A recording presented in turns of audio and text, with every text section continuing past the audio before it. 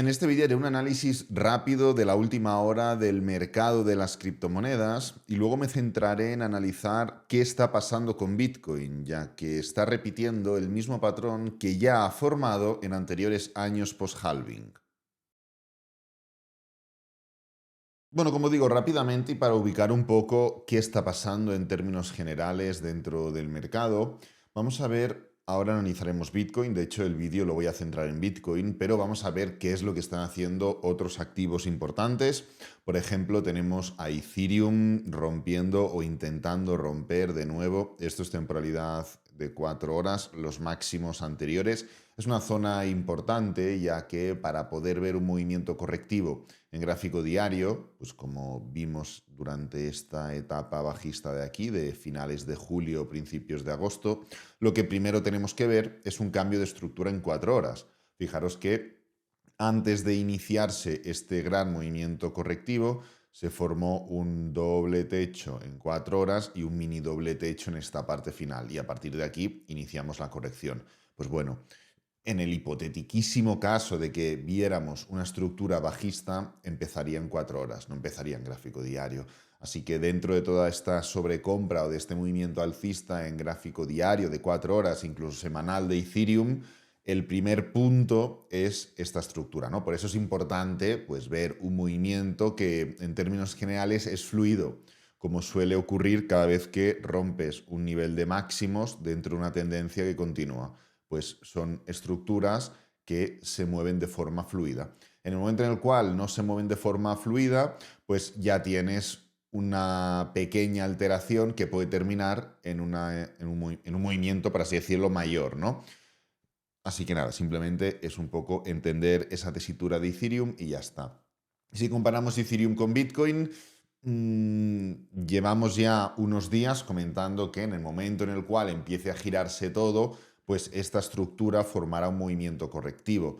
Esa estructura no ha llegado aún, no ha llegado ese movimiento correctivo, con lo cual seguimos dentro de esa disposición de impulso, pullback y continuación, con una pequeña desaceleración intermedia, pero esta es la primera semana que se cierra de forma clara y contundente por encima de la media móvil de 50 semanal. Es muy importante este nivel porque para ir rompiendo barreras e ir acelerando el cambio de tendencia, tenemos que ir rompiendo hitos, por así decirlo. Pues bien, después de haber roto el hito, bueno, de dejar de caer, después de haber roto el hito de la Bull Market Support Band, ahora el hito más importante es esta media móvil. En los anteriores grandes pullbacks, Ethereum Bitcoin rompía la Bull Market Support Band y se quedaba en la media móvil de 50. Rompía la Bull Market Support Band y se quedaba aquí. Rompía la Bull Market Support Band y se quedaba aquí. Además, fijaros que todas y cada una de las rupturas de esos niveles eran con una gran vela alcista, una gran vela alcista, una gran vela alcista. Y aquí tenemos otra gran vela alcista. Pues bueno, esta semana será interesante para ver si confirmamos la ruptura o si pues la Bull Market Support Band sí que está totalmente rota, pero tenemos algo más de dificultades en romper la media móvil de 50 en gráfico semanal. Si nos vamos a capitalizaciones, pero en vez de como tal las comparamos con otros activos, podemos ver que Others entre Bitcoin, es decir, si comparamos las altcoins excluyendo el top 10 y lo dividimos entre Bitcoin para ver qué es lo que está más fuerte, pues está en esa etapa un poco de desaceleración, de freno. La debilidad es evidente en cuanto a la comparativa con Ethereum. Si miramos Ethereum Bitcoin, ¿dónde ha llegado Ethereum Bitcoin? Está ya por encima, claramente, un 16% por encima, más concretamente, de la media móvil de 50 semanal. Si lo comparamos en vez de Ethereum, Others, es decir, las altcoins excluyendo el top 10, ¿qué es lo que podemos ver? Pues bueno, una estructura que ya no solo se diferencia en cuanto a la fuerza, por así decirlo, sino que también se diferencia en cuanto a los niveles. Estamos encallados por debajo, bueno, justamente esta semana última se ha puesto por encima, pero por muy poco, de la Bull Market Support Band. Pues ahí vemos la diferencia, ahí vemos lo que está ocurriendo y ahí vemos hacia dónde está yendo el dinero. Si comparamos todas las altcoins, excluyendo Bitcoin y excluyendo Ethereum, y lo dividimos entre, restamos también USDT y lo dividimos entre Bitcoin, pues bueno, sabemos que se forma un patrón históricamente en el cual En los meses de julio, bueno, de junio-julio se forma un movimiento impulsivo. Luego vemos un freno que se extiende hasta agosto, no se especifica porque ha ido variando durante los años, y luego se forma una corrección o un movimiento bajista de nuevo. Esto es lo que ha ocurrido en todos y cada uno de los anteriores años. Pues junio, julio sube, agosto frena para abajo. Si nos venimos, junio, julio sube, agosto frena y para abajo. Y así es lo que ha ido ocurriendo en todos los años, menos cuando había una tendencia alcista, que era junio, julio cae, agosto frena para arriba. Lo opuesto, ¿no? Pues bueno, estamos en esa fase, estamos en esa estructura de desaceleración, de freno. Ya comentamos que cuando el precio se fuera para abajo sería el momento de determinar si el precio se va para abajo porque esto es un impulso, esto es el pullback y continuamos cambiando y llegando a esa famosísima all season, o si cuando se vaya para abajo, esto es el impulso, esto es el pullback y continuamos para abajo. Y en ese caso, la zona target es los mínimos anteriores, que es desde donde todos y cada uno de los mercados alcistas anteriores, en cuanto a all season, han iniciado. Si esto lo comparamos con Ethereum, es decir, en vez de comparar el anterior gráfico con Bitcoin, lo comparamos con Ethereum, pues estamos viendo un descalabro muy importante. Esto no tiene prácticamente precedentes. Si os acordáis, los más antiguos, cuando este activo llegó a máximos y empezó a caer, ¿qué es lo que comentamos? Bueno, está cayendo, pero la frase literal que dije fue: el mercado no pasa de subir a caer y de caer a subir, porque sí, tiene un proceso de giro. Y además no es que me lo invente yo, todos y cada uno de los activos en términos generales tienen un proceso de giro, un proceso en el cual pues se forman estructuras como dobles techos, se forman estructuras como hombro, cabeza, hombro, cuñas, máximos decrecientes o máximos crecientes, lo que sea, ¿no? En definitiva, procesos de giro. Pues bien, en este caso aún no hemos tenido ese proceso de giro y esto lo que demuestra es que claramente, y lo que acabo de comentar lo podéis ir a buscar y veréis, claro, en términos generales, que siempre ocurre lo mismo. Aquí, precisamente, ocurrió una vez lo opuesto. El mercado pasó de caer con fuerza a subir con fuerza. Aquí ha pasado de subir con fuerza a caer con fuerza. Pero en el 95% de las ocasiones, cuando el mercado deja de subir y empieza a caer, forma una estructura de giro, forma una estructura de cambio. Y al revés ocurre lo mismo, ¿no? Entonces, aquí lo que estamos viendo es que esto no es una all season, esto es una Ethereum season. ¿Motivo? Pues porque los gráficos que estamos analizando denotan claramente que Bitcoin contra lo que pierde es contra Ethereum, e Ethereum contra lo que pierde es contra nadie, porque gana Bitcoin y gana las altcoins. Simple. Si nos focalizamos, y ya con esto terminamos y vamos directamente a por Bitcoin, en la dominancia de Bitcoin como tal, bueno, lo que estamos viendo es un intento de freno, un intento de acumular en estos niveles, en una zona de media móvil de 50 semanal, que es el nivel en el cual ya rechazó la anterior vez que rompió con contundencia la Bull Market Support Band. Máximos anteriores, aquí lo tenemos, esta zona de los 60,50% de la dominancia de Bitcoin. Es un nivel donde el precio máximo, mínimo y ahora de nuevo mínimo. Bueno, está luchándolo. ¿Está luchándolo para qué? Para intentar formar un movimiento alcista. Yo creo que llegará igual, ¿eh?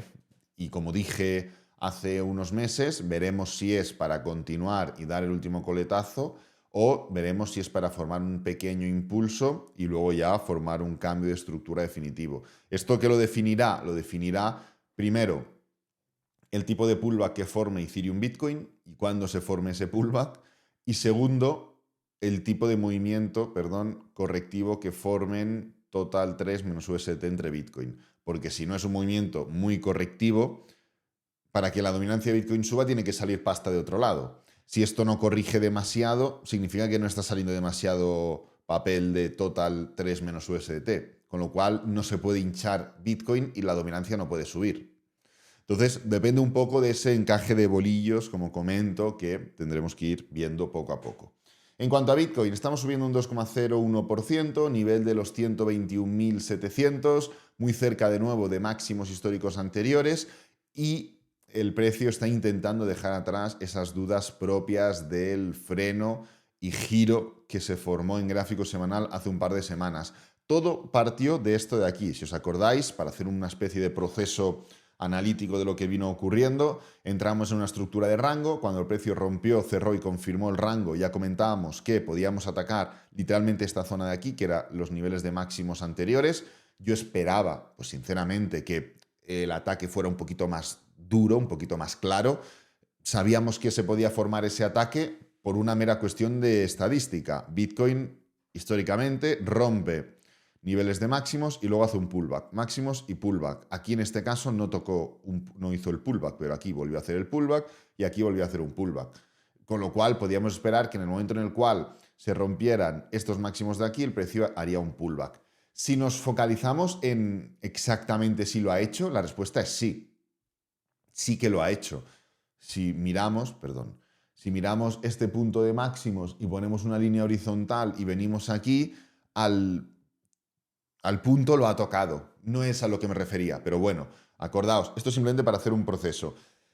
Vimos esta estructura, hablamos de este nivel, el precio lo tocó, se levantó hasta los máximos anteriores, media móvil, lo hizo de forma desacelerada, con esta estructura de canal que comentamos aquí en 15 minutos y demás, y comentamos esto en cuanto a probabilidades, vuelve a esta zona de aquí por lo menos, si es que forma un doble suelo y se levanta, o incluso puede romperla y meterse de lleno aquí y ya damos por hecho el pullback y continuamos, ¿no?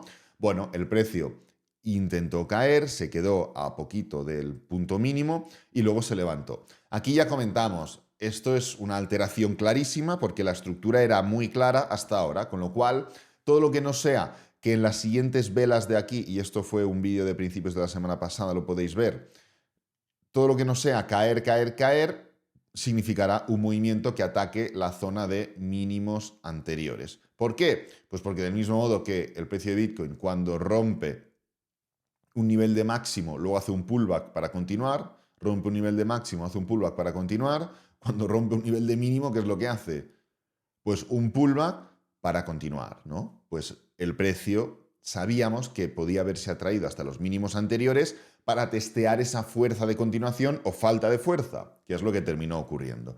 Fijaros que solamente con el análisis de velas ya podemos ver, ¿no? Aquí en 4 horas comentamos, para que caiga, o sea, para que compense una vela alcista, llevamos ya 4 velas bajistas, intentándolo. Esto es una falta de fuerza bajista evidente, porque si para compensar una que sube necesitas 4 que caen, aquí hay fuerza alcista y es lo que ha terminado ocurriendo. ¿Y qué ocurrió cuando llegamos a los mínimos anteriores? Pues para que una vela alcista necesitábamos 2 o 3 velas bajistas. Pues es que es la misma estructura, literalmente la misma, pero en gráfico diario. Y en vez de caer durante 3-4 días, cayó durante 2. Bueno, el precio volvió a demostrar fuerza y se ha situado ya de nuevo en la zona de máximos. El punto es claro, el punto es evidente y es sencillo incluso. Si todo sigue según lo que está ocurriendo ahora, seguiremos incluso durante el día de hoy, podemos atacar los máximos históricos de 123.000, lo iremos viendo durante el día, no es algo que tiene que obsesionarnos, ni mucho menos. Yo prefiero y soy mucho más conservador y prefiero ir punto por punto y el punto más cercano es confirmar que el precio cierra por encima de un nivel en el cual ha intentado cerrar varias veces y no ha podido. ¿Cuál es ese nivel? 220.000. Primera vez que tocamos los 120.000, 14 de julio. Se intenta y el precio cierra por debajo. Segunda vez, 15, el precio abre y se va para abajo. Tercera vez, 16, solo sombra. 17, solo sombra. 18, solo sombra. Después de esto, el precio entra en una disposición bajista y vuelve a intentarlo. 22, cierra exactamente en ese punto, pero 23, abre y se da la vuelta. Se va de nuevo para abajo, siguiendo un proceso muy similar a este, y vuelve a intentarlo. 27, solo sombra. 28, solo sombra, vuelve a irse para abajo, pero en este caso, siguiendo la misma estructura que aquí y que aquí, rompe, cierra y confirma, con lo cual entra en un pullback mayor. Ocurre todo lo que he comentado y volvemos de nuevo. 11 de agosto es la 1, 2, 3, 4, 5, 6, 7, 8, la 9ª vez que el precio cotiza por esos niveles, por encima de 120.000. Hay veces que ha sido pues 120.095 o 120.200 y hay veces que ha sido 123.200. Bueno, da igual, por encima de 120. Yo prefiero focalizarme en eso, en esperar a que el día de hoy cierre por encima y no solo eso, sino que al de mañana continúe y confirme. todo lo que hoy sea cerrar por encima, aunque nos vayamos de nuevo a 123 y el día de mañana se dé la vuelta, no es una confirmación. La confirmación son 3 pasos: ruptura, cierre y confirmación. ¿Hemos roto? Sí. ¿Hemos cerrado? No. Pero es que ni aquí, ni aquí, ni aquí, ni aquí, ni aquí, ni aquí, ni aquí, ni aquí cerramos claramente por encima de los 120. En algunas ocasiones fue la propia sombra del mismo día que le dio la vuelta al precio y en otras fue la apertura y cierre del día siguiente que le dio la vuelta al precio. En este caso, ¿vamos bien? Sí, pero seguimos yendo peores que cuando ocurrió esto la primera vez, y desde máximos hasta mínimos, luego formamos una caída del 6%. Ahora, si nos vamos de máximos a mínimos un 6% abajo, envía el precio a los 114. Simplemente lo recuerdo. Entonces, es importante entender estos puntos, entender que si todo sigue así, pues podemos hoy perfectamente tocar esta zona de máximos históricos anteriores, pero que la tesitura específica es muy concreta, porque ya hemos intentado romper por encima de esta zona 9 veces y no hemos podido ninguna. Dicho esto, estamos cerca de formar un patrón, o estamos replicando un patrón muy similar. Si os acordáis, durante estas últimas semanas y meses hemos estado poniendo encima de la mesa esto de aquí. Esta estructura en la cual el precio de Bitcoin subía fuerte durante el primer trimestre, luego tenía una caída importante durante el segundo trimestre, luego tenía otro movimiento alcista, mostraba debilidad y tenía una ruptura fuerte durante el tercer trimestre. Y este mismo patrón ocurrió en las mismas fechas en 2023, en las mismas fechas en 2024 y se estaba replicando en 2025. El único punto, que esto ya lo comentamos, es que la debilidad estaba ocurriendo antes de tiempo, porque la debilidad en esta estructura de aquí y en esta estructura de aquí, veis la flecha que pone debilidad, era en julio y junio. Y en este caso estaba siendo ya en mayo, perdón. Con lo cual estábamos viendo una debilidad anticipada para poder formar una ruptura clara durante el tercer trimestre. Y esto es lo único que nos bailaba un poco. El punto es que de alguna forma comentamos que al ser distinto este ciclo por X o por Y y por cambios importantes macro y fundamentales que estaban viéndose reflejados en la dominancia, en capitalizaciones y demás, que podíamos no replicar ciertos patrones que se habían estado replicando anteriormente y que por eso era mejor de alguna forma centrarnos en esto de aquí. Es cierto que esto de aquí sigue igual, seguimos dentro de la misma posibilidad, seguimos dentro de la misma hipótesis y al final no tenemos que intentar verlo todo milímetro a milímetro, lo hemos comentado muchas veces, es solo una hipótesis, es un contexto y algo que es replicable claramente, pero también hemos estado haciendo mucha especulación respecto a los años post-halving, los años o los rendimientos que ocurren, que se forman después de los halvings. Bueno, no voy a entrar a desarrollar los ROIs porque tampoco quiero alargar demasiado el vídeo, pero si os fijáis, ¿por qué podríamos ver un movimiento que mantenga esta estructura alcista durante un poquito más y que a partir de septiembre inicie un movimiento correctivo? Primero, porque en los años post-halving, es decir, el año 2013, ¿qué es lo que tenemos? Julio y agosto alcistas, septiembre caída. 2017, ¿qué tenemos? Julio, agosto alcistas, septiembre caída. 2021, ¿qué tenemos? Julio, agosto alcistas, septiembre caída. 2025, ¿qué tenemos? Julio, agosto alcistas, puede venir una caída en septiembre. Sería una opción. Sería una opción porque, como digo, si nos fijamos en los años post-halving, no en los años en general, sino en los años post-halving, lo que podemos ver es que las estructuras son más o menos similares. Tenemos un mes de, aquí ya termina junio, tenemos julio, agosto alcistas y en septiembre se forma un movimiento correctivo, luego continuamos y mercado bajista. Fijaros que por aquí nos venimos por aquí y tenemos junio, julio, agosto alcistas, septiembre pullback, llegamos al máximo y luego ya llega el mercado bajista. Venimos por aquí, julio, agosto alcistas, septiembre caída, llegamos al máximo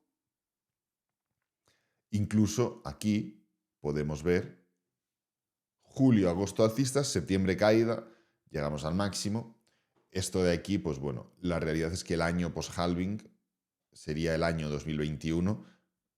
Esto no sería la estructura real sería esta de aquí, porque aquí también ocurre, pero el año del halving fue el 20, tenemos que irnos al 21. Estamos analizando los años post-halving.